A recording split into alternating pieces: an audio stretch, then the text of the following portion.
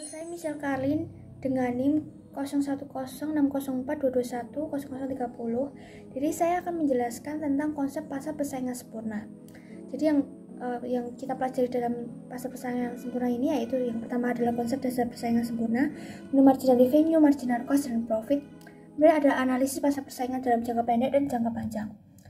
Apa sih yang disebut pasar persaingan sempurna? Jadi pasar persaingan sempurna itu adalah pasar di mana masing-masing pihak penjual maupun konsumen itu tidak memiliki power untuk mempengaruhi harga. Jadi pasar persaingan sempurna itu memiliki jumlah kedua pihak tersebut itu sangat banyak. Namun meskipun jumlah mereka sangat banyak dan produknya itu dijual homogen, itu penjual dan pembeli itu tidak dapat mempengaruhi harga. Kemudian karakteristik dari pasar persaingan sempurna itu yang pertama adalah price taking, yaitu harga itu ditentukan oleh pasar. Jadi walaupun banyak penjual dan pembeli, tapi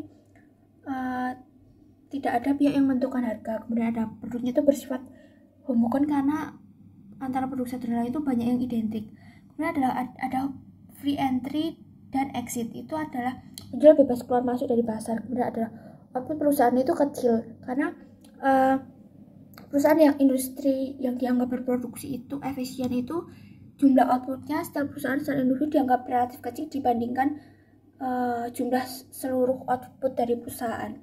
Kemudian pendapatan revenue TR sama dengan P kali Q, HR sama dengan TR per Q, jadi MR delta TR per delta Q. Jadi TR itu total revenue, HR sama dengan average revenue, MR sama dengan marginal revenue, dan P itu price, Q quantity, dan AR sama dengan MR sama dengan P. Kemudian untuk ini adalah contoh kurva demand perusahaan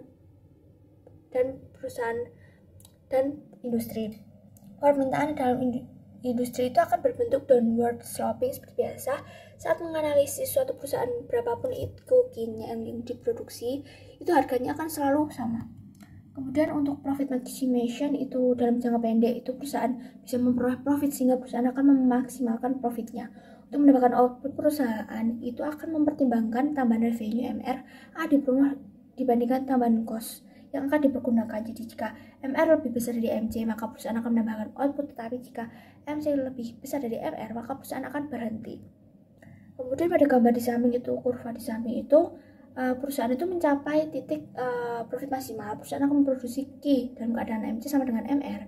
Saat memproduksi kecil dari Q itu seperti Q1, perusahaan masih bisa menambah profitnya. Tetapi jika kayak udah di kondisi yang Q2 itu, perusahaan menghindari kerugian dan mengurangi output. Kemudian shutdown ini adalah kondisi ketika perusahaan berhenti memproduksi untuk sementara waktu. Itu Q-nya 0. Terus kurva penawaran perusahaan itu contohnya seperti itu ketika perusahaan memproduksi barang sebesar Q, maka MR sama dengan P sama dengan MC. Saat perubahan Q akan disesuaikan mengikuti kurva MC. Dan kurva penawaran itu adalah saat AVC sama dengan 0 dan P lebih besar dari AVC. Untuk kurva MC ditandai dengan garis hijau seperti tersebut. Kemudian untuk free entry ini adalah kondisi dalam jangka panjang itu perusahaan bebas untuk keluar masuk. Jadi saat terjadi profit itu banyak perusahaan yang masuk dan sehingga penawarannya itu bertambah. Kemudian ini adalah contoh dari contoh perusahaan profit karena P lebih besar dari ATC. Profit ini akan menarik perusahaan masuk ke industri sehingga menyebabkan kurva itu bergeser ke kanan seperti pada gambar tersebut. Kemudian mengapa kondisi pasar persaingan sempurna itu penting? Karena pasar persaingan sempurna itu merupakan solusi yang tepat untuk meningkatkan perekonomian sekaligus kesejahteraan masyarakat. Sebab dalam sistem pasar seperti ini, penawaran dan permintaan itu berjalan seimbang, tak dapat didasari dengan hubungan antara produsen dan konsumen. Kemudian contoh ini contoh dari pasar persaingan sempurna itu, contoh kasusnya itu kenaikan harga daging. Jadi saat harga daging itu naik seperti pada di sini itu harga daging naik 90-100% sehingga para petani itu para pedagang itu mogok untuk berjualan karena harganya naik, sehingga para pedagang itu bekerja sama dengan asosiasi ini. Pedagang menanggulangi harga yang semakin tidak wajar ini. Sehingga pada hal tersebut kenaikan daging itu mulai naik, sehingga contoh tersebut itu merupakan contoh dari pasar persaingan sempurna.